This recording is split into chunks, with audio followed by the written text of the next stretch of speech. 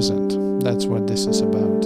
When you are present here, then don't worry about even not worrying about your questions. It's like, it's given in this moment. I'm present. Everything that I need to know is given me in this moment. So, welcome to the Miracle 3 class today, the first one in the new series. And this is a long series of like 9 classes, I think, 9 or 10. But all connected to the key lessons of A Course in Miracles. And the key lessons are lessons where something is really fundamentally occurring. In fact, in every lesson there's a key. But here is more like it seems like a compilation, like there's more going on than in the regular lessons. Anyway, so we use these as a possibility to dive deep into these lessons. And there's always one core idea that comes up that we use to open our vision, or to come to the crux of something really fundamental in your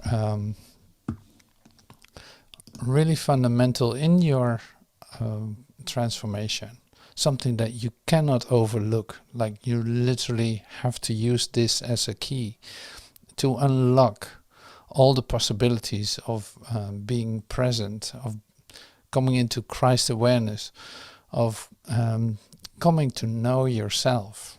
And coming to know yourself is far from, absolutely has nothing to do with any kind of idea that you hold about it, or any kind of fear that you might feel around it. It has nothing to do with that. So it is actually a totally joyous occasion. So we're preparing ourselves for a joyous event and a joyous, remembering. That's exactly what is given in the lessons, using the key to unlock, it's not even a potential, unlock the potential sounds like a nice modern statement, but you unlock something that is already yours. So that is not even a potential, it is already yours. So you can't miss it. One day it will come to you, it's inevitable. So to clear the debris, so to speak, of self-identity as you describe yourself and identify yourself with, this is seen as an incredible speed up for that process.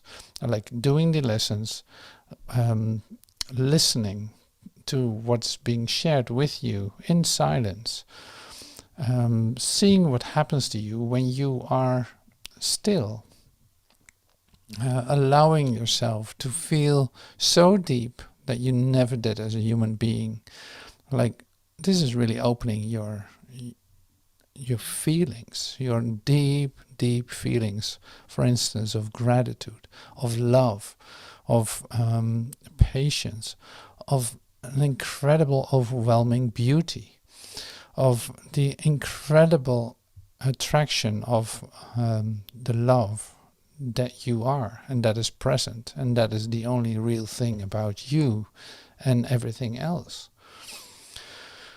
So this is a bit where we enter into. So we start this class with allowing that, opening ourselves up as much as we can to receive what is actually being given.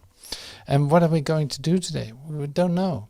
So we receive this together. I voice these words, but actually it's an occurrence that doesn't even take place in time, but is given to us as in the joint purpose of what we want. We want to wake up out of this dream of nightmare of limitation and come to know our true self. And that is what's happening. So hey, that makes it also very relaxing, because there's nothing that we need to do. No, this is about receiving it and being open and being receptive and getting our ideas out of the way and leaving our, intellectual chatter mind, so to speak, for what it is, and not following these thoughts. So, and this is the practice. We come into a meditative state. In fact, we sink deeper into our awareness, feeling that it expands as we do so. Always going to the outer edges, or to that place in ourselves where we actually don't even know that it was a possibility. So that's what we realize literally, and what is happening in this process that we're in. So it gives us the opportunity to become still, to listen, and to listen, and to listen, and to let the ideas go that come up, and let all our judgments go that come up. Because love comes from the principle of oneness. It has nothing to do with differentiating or differences or judgment or anything like that. It doesn't know what that is. So you, being an extension of love, cannot judge. And even in your, say, human experience of yourself, you see how great it is to give up your judgment, and to say, oh my God, I was wrong. I really thought this and this and this, but that has nothing to do with this person or this event or this circumstances. It has nothing to do with it. Oh, I'm so happy to give this up. See, even in your human experience, you know this, how delightful it is not to have to defend a judgment. So in A Course in Miracles, as we use it, and we use the urtext of A Course in Miracles, just because it is giving us the, say, unedited version of A Course in Miracles. And especially with the early chapters in the textbook, because the Course in Miracles has 3 parts. This one actually 7, but 3 parts is textbook, workbook, and manual for teachers. So the textbook is, especially that part, is full of extra information compared to the blue book. That's why we use this. And the extra information is then, well, it's just being said a little different. Say it's really taken from the original script and put into a book. So it has a lot of the authenticity with which it came. And I like that, because, you know, as a human being, you try to adjust things and make it easier to read, or adjust it to how you think it best. And this is already the first mistake that you make as a human being, thinking that you know what is the best for you. So also in editing this book, it was edited. Why? That was not necessary. There was a perfect manuscript. Here it is. You know, it's like, it's not up to any one of us to adjust that. And so bringing this pure as it came, so to speak, as it is given us, it has a lot of authenticity is what I call it. It feels really close and good to use it, and that's basically my drive to use this. So coming back to the key lessons, so there are about, I don't know, maybe 40 key lessons in the course, and we did 2 series of 8 key lessons. 8. So 16 key lessons we did already. Now we're getting to 110. And 110, lesson 110 is, I am as God created me. This is a fundamental lesson, absolutely. I am as God created me. So, and being now in this receptive state, we don't know what that means. I don't know what it means, but it feels to me in a certain way. It's like, I am as God created me. I am as God created me. I cannot oversee what that means. It's too huge, for me to see what that means. So we're actually discovering, by using this lesson, we discover what it means and open ourselves up for a revelation of what it actually says, So that's really quite something. So today I'm using a key word that comes to us in this text too. And but first I will start reading 110, at least part of it. Okay, so here we go. The first paragraph in lesson 110 on page 341. I am as God created me. We will repeat today's idea from time to time, for this one thought would be enough to save you and the world if you believed that it is true. Its truth would mean that you have made no changes in yourself which have reality, nor changed the universe so that what God created was replaced by fear and evil, misery and death. If you remain as God created you, remain as God created you, fear has no meaning. Evil is not real, and misery and death do not exist. So this is totally a key sentence. So I'm putting a line right under it right now. So I'll read it again. If you remain as God created you, fear has no meaning. Evil is not real, and misery and death do not exist. So that's a fundamental idea that we share. So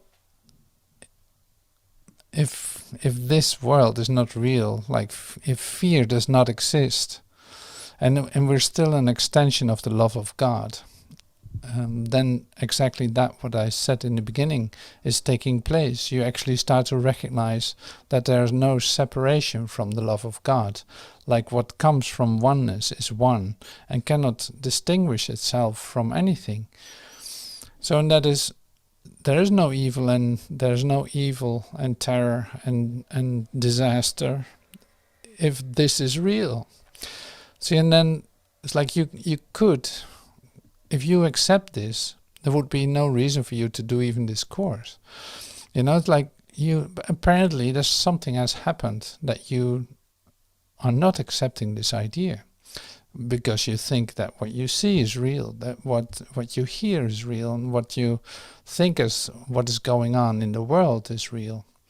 And now we're actually coming to the point where we recognize, oh my God, I might be mistaken about all of this. So, how am I supposed to look at this? Because there appears to be a world out there that doesn't seem to be very loving. And I'm in a relationship that might not be too loving. Or I see a lot of disease and disaster. And that has nothing to do with what God created. How am I supposed to deal with that? Like I cannot ignore it, can I? See, all these things come up, and that's why it's always with A Course in Miracles too. It's like, here's a statement of truth, like I am as God created me.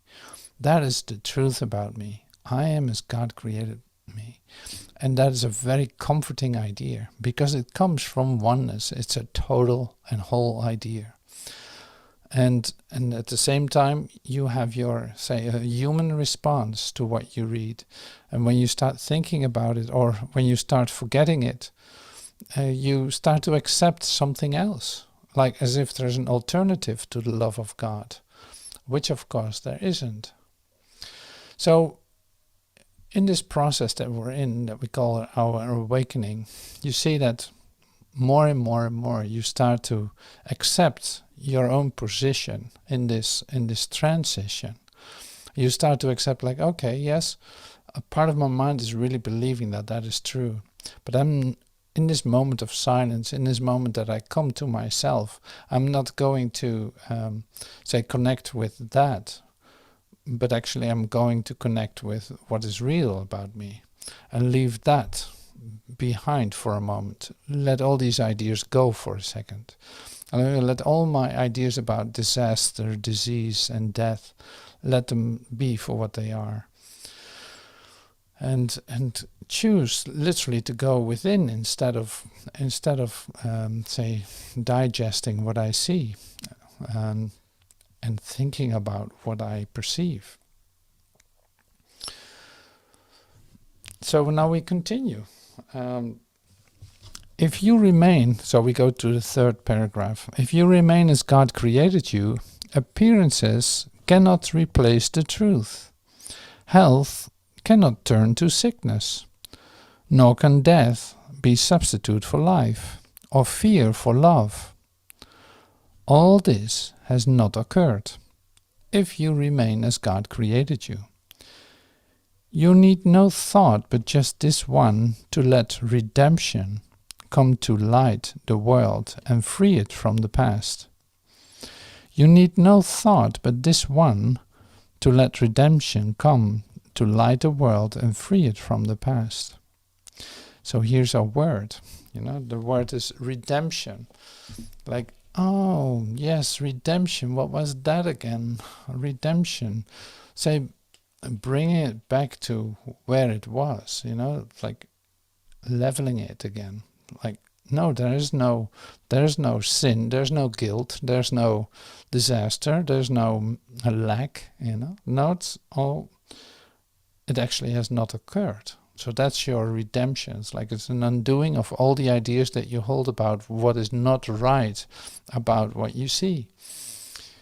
It comes back to, oh yes, I am as God created me. That's what will save me in that sense. So that's an important word, redemption. That word comes back today a couple of times. So L4, so the fourth paragraph. In this one thought is all the past undone. The present saved to quietly extend into a timeless future. If you are as God created you, then there has been no separation of your mind from His, and no split between your mind and other minds, and only unity within your own. So 5.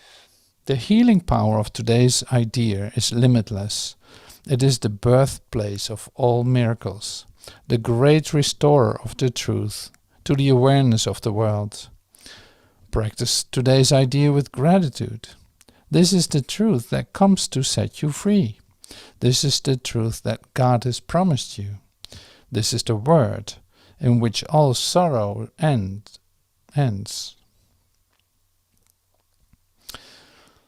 The healing power of today's idea is limitless. It is the birthplace of all miracles, the great restorer of the truth to the awareness of the world. This is what this is. It's like, I am as God created me. So this is the one lesson in the Course in Miracles that will return a couple of times, I think 3 times or so. I am as God created me. I am as God created me. So it's like, I am as God created me, not what I make of myself. No, I am as God created me. I've nothing to say about that in that sense. Like it's taken care of. It is an extension of God, of the love that I am. And that is my reality.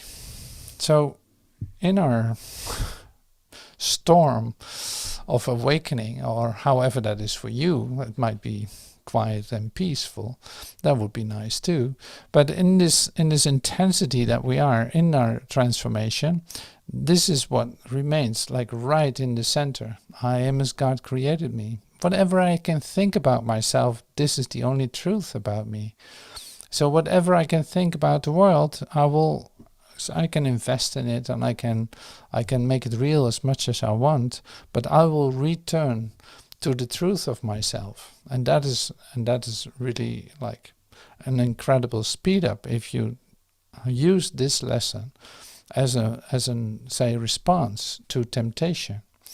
To if you think that something's not right, or if you think that you are right, then you can use this too. Like, oh, wait a minute. I am as God created me, and God is what love is. Like, God is what love is. Love does not know about differences. Love does not know about, say, separation. No, it only can recognize itself as the only thing there is. And that is so comforting. And that's so, like if you use this in your meditation, it is lovely. So that's why it says too, it's like And don't forget to come into gratitude, to be grateful that you do these exercises. They actually set you free. So when you do them, you might feel like, well, I'm actually not feeling that much, or I don't know if it's working for me, or I don't know if I do it right, or who knows what comes up when you do this. And you see that something is going on with your own perception of yourself. Like your observation of yourself is different than what God gives you. So how can this come together? How can this come together in your awareness? If you are as God created you and have that fully in your awareness, there is nothing that can be lacking. There can be no such thing as sickness. There can be no such thing as disaster or disease. And there can be nothing like death. It's like death does not exist in this. So how can this possibly be true in this world that I appear to be living in? I see only that. I see only disaster, disease, and death. And now how am I supposed to look at that?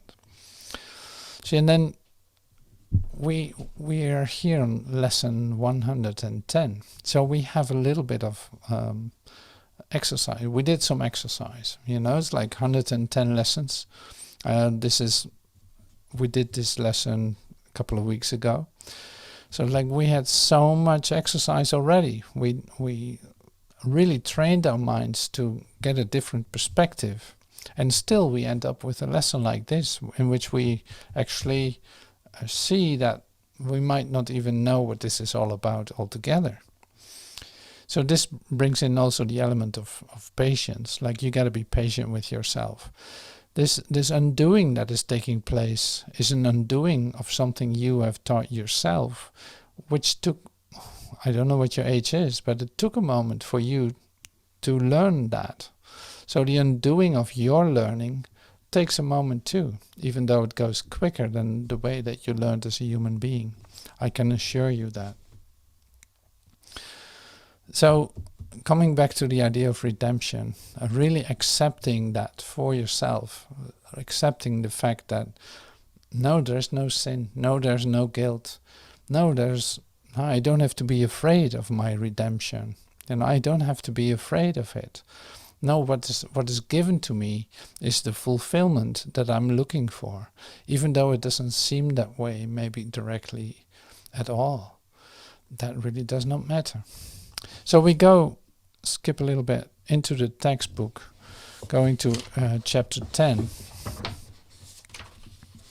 10G, where you see we can read more about redemption, and in a great way. Let me see. Yeah, here we are. So it's on page 117 of the textbook. It's chapter 10, God and the Ego. So this is G8 that I'm starting with. It's really actually pretty wild. We left off close to the Easter time, and it's like we pick it up right here immediately again. So the themes that are actually running through the Course in Miracles have a lot to do with resurrection, have a lot to do with the end of crucifixion, and nailing yourself to the cross. You'll see that in the next sentence that we're reading. So it's like this Easter theme is continuously present, because that shift is exactly the teaching of Jesus, in fact. It's like, no, there's no such thing as a body. No, there's no such thing as say, death. Look at me. No, I'm resurrected.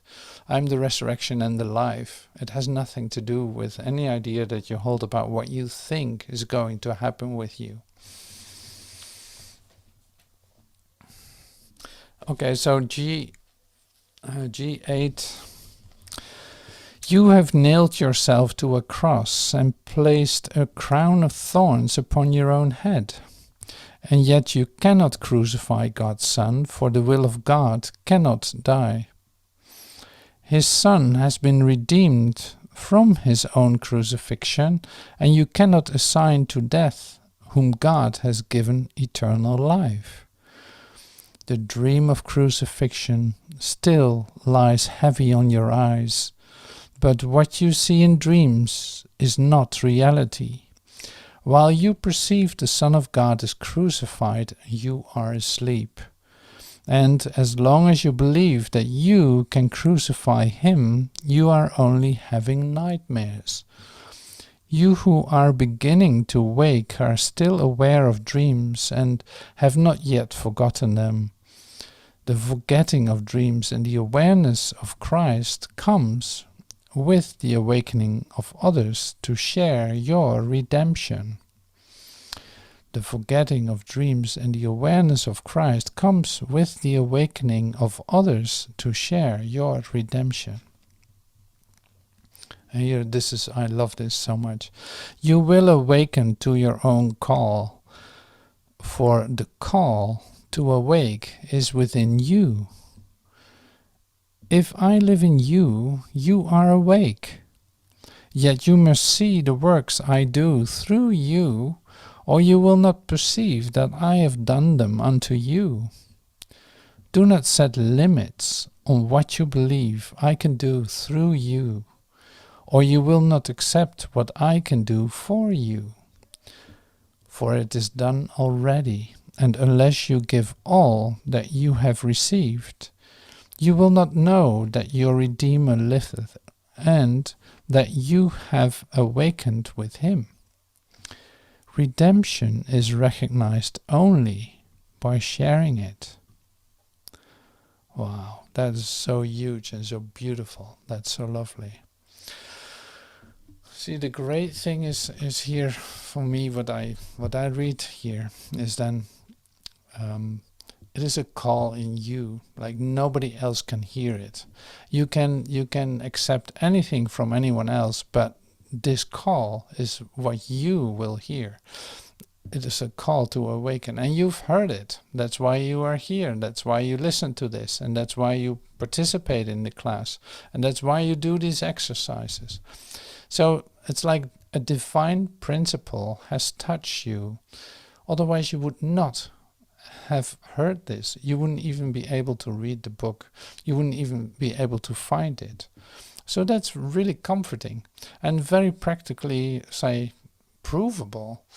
Like, no, this book and this teaching comes to you because you asked for it and you were open. You literally heard the call to awaken. So, and then it's like, it's up to you how long this will take, but don't limit yourself in any ways. What it says here too is that don't limit yourself in any way how I can work through you. The Christ, lives in me and through me, and allowing that to occur in any possible way is really what this is for. And we practice this in class. This is why we come into this meditative state. So that's why we become receptive, because hey, we're actually instruments. We have all the possibilities to share this redemption with one another. That's how you start to recognize it works for you too. And it's not that you have to ponder information or to put people under pressure in order to hear this. No, not at all. Because that was not the way you received this either. No, this is really like completely voluntarily. It is completely miraculous. It is not under your conscious control, but it's happening. And that's why it's so amazing. And that's why you grow your certainty that it's actually working in ways you can't believe how well it works and how effortless it is. It doesn't ask for any sacrifice on your part at all. So that's why I love to read this, and this is like making this really complete, because it's referring to like the Christ liveth in you. That's the reality of you. That's not some other entity that lives in you. No, this is you. You recognize your Christ realization. You recognize the Christ in you, and by sharing it, you recognize it in your brother. And seeing that by recognizing it in him, you recognize it in yourself. So the party is complete. So this is really like the idea of so you share it with one another, and sharing is then really recognizing it, and also recognizing your oneness with your brother. That means instead of putting on your say your perception modus of distinguishing, is this person holy enough, is this whatever your judgment is there no exception to the love of God? Can I see something that might not be complete about this person? Or does he have the right credentials to be even doing what he's doing? Or who knows what your defense will be? Like all of that is not necessary anymore if you start to come into the realization that you are as God created you. Like fear is meaningless in the idea of being as God created you. Why would you be afraid of if there's such thing as oneness where you are a whole part of? There's no distinction, there's no defense, there's no attack, there's no need for you to become other than you were created. So you can stay in that quiet place, in this quiet extension of you as you were created. So it's a really great paragraph to read, Experience and Perception, from chapter 10G. It's really lovely. And then we have another one. So I'm going to the next, and that's page chapter 12, page 331. Oh yeah, maybe 330 we start. The fear of redemption. We have touched this before, but I will read some of it. The fear of redemption. Okay, we're doing good on time. The fear of redemption. You may wonder why it is so crucial that you look upon your hatred and realize its full extent. Whoa, okay. You may wonder why it's so crucial that you look upon your hatred and realize its full extent. And you may think that it would be easy enough for the Holy Spirit to show it to you and dispel it without the need for you to raise it to awareness yourself. But there's one more complication which you have interposed between yourself and the atonement that you do not yet realize. We have said that no one will countenance fear if he recognizes it. But in in your disordered state, you are not afraid of fear. You do not like it, but it is not your desire to attack which really frightens you. You are not seriously disturbed by your hostility. You keep it hidden because you are more afraid of what it covers. I didn't get it. Let's read it again. At least part of it. In your disordered state, so this is the last part of the paragraph, you are not afraid of fear. Hey, that is interesting. You're actually not afraid of fear. It's not really that you like it, but it is not your desire to attack, which really frightens you. You are not seriously disturbed by your hostility. You keep it hidden because you are more afraid of what it covers. So it's like you're afraid of the light that's beneath all of this. So in your human development, you started to confuse, like, You think that you need fear because it gives you information about your surroundings. Like, oh no, you need to be afraid of that. No, you cannot just accept that, or something like that. It's like you get used to the idea of fear. You actually use it as an guide in your daily functioning. If you weren't afraid, you would cross the street and you would be hurt, or something like that. It's like that. You have your own examples with that. So you actually got accustomed to fear. So you confuse fear with certainty or safety. And that's a weird idea, of course. So now, in the undoing of this all, that is actually being mixed. Like, you don't even know anymore what to think about it, or how to be free of fear, or you don't even recognize. I know this from myself too. I did not even recognize my fear until I totally felt it.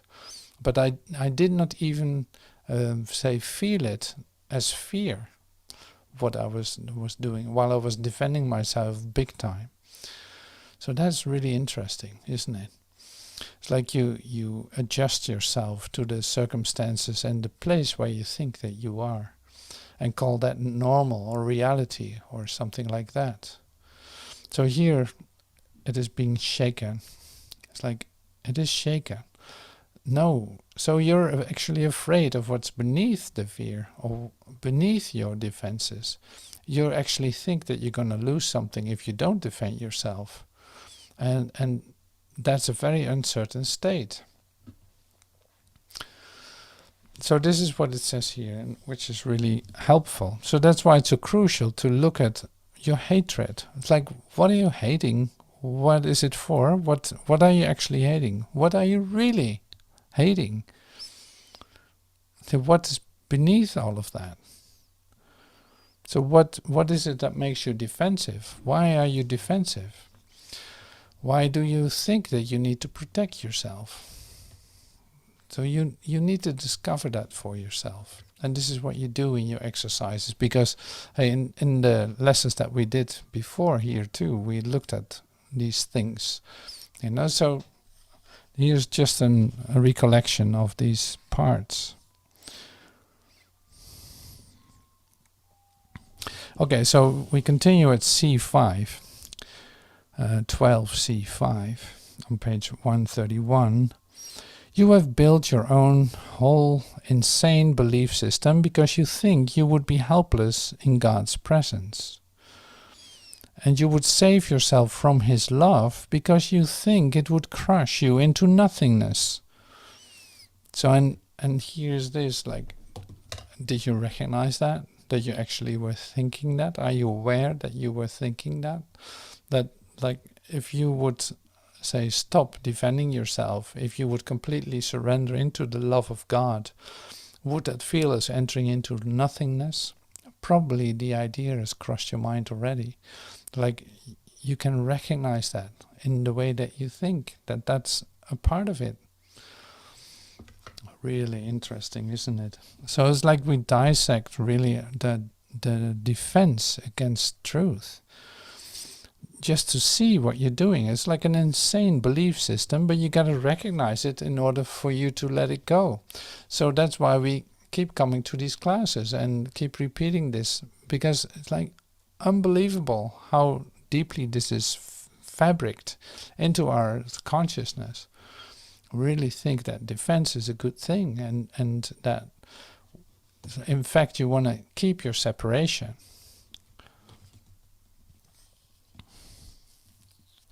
You think you are going to be helpless in God's presence, and you would save yourself from His love because you think it would crush you into nothingness. Like, what would be left of you if you melt into the love of God? What would be left of you? So you think that that's a bad thing. That is interesting, isn't it?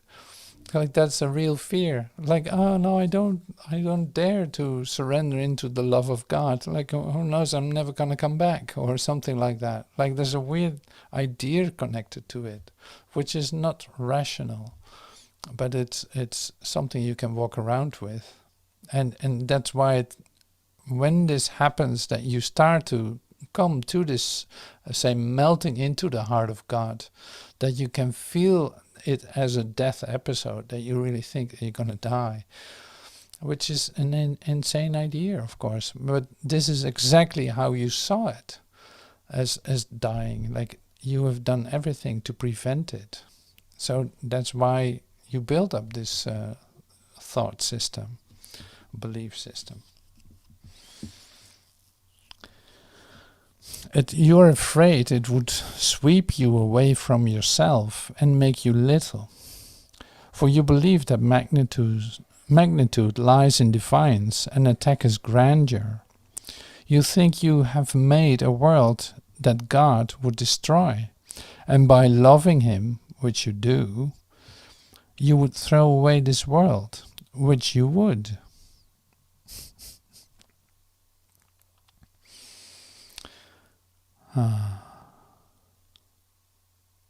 So you think that the world that you made, God would destroy. So, and this is of course, God is not destroying it. No, it is more like it is falling apart. Your belief in it is shaking. You don't even trust it completely anymore. You don't know what to think about it anymore. So it is changing. So God does not crush it. God does not do anything with it. No.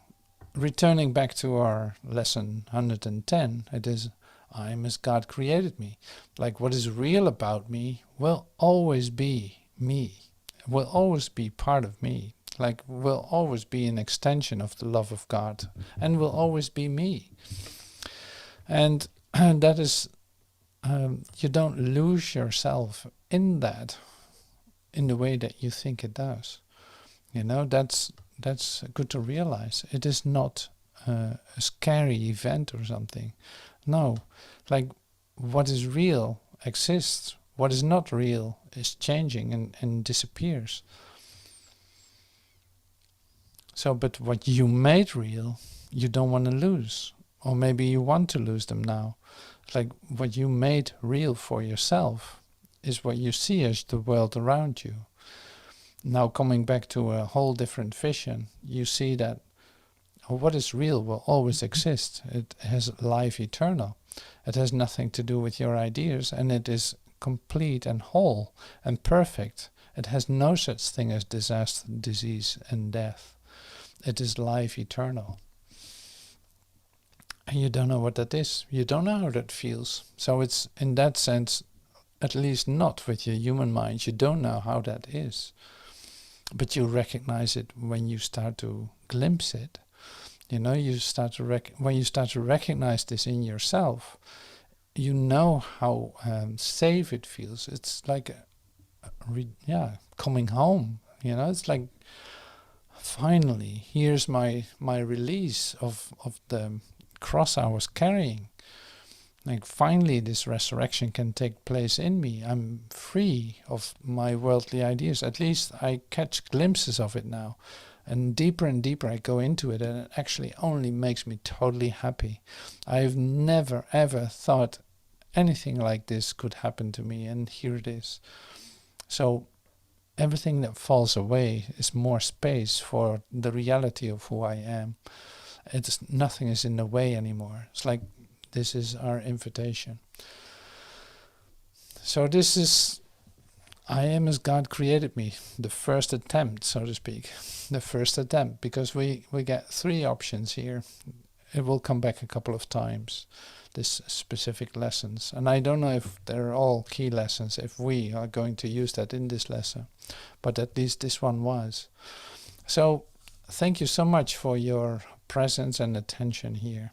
And practice well, because it's like so great to discover what is possible, and seeing that you are the one where the Christ liveth in, you know, and works through. So expose that, show that, share that, because you're only giving to yourself. You're not giving to anyone else. You can only, if you're one with all that is, you can only give to yourself. That's what I love about this. So thank you so much, and see you soon. Thank you. you.